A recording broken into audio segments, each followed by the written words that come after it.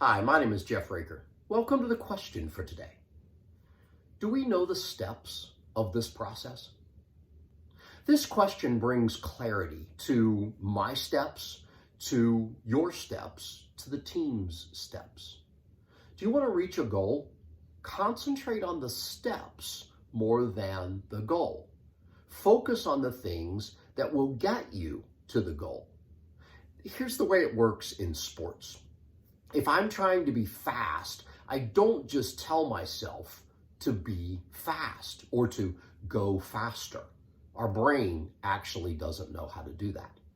It does know how to do the things that make me go fast.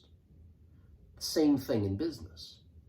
What are the things that are going to create the success for us and help us reach the goal?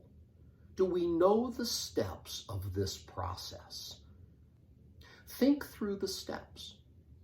You'll gain clarity around what you need to do, where you need to put your resources, your time, your energy, your people, and the goal becomes a greater possibility.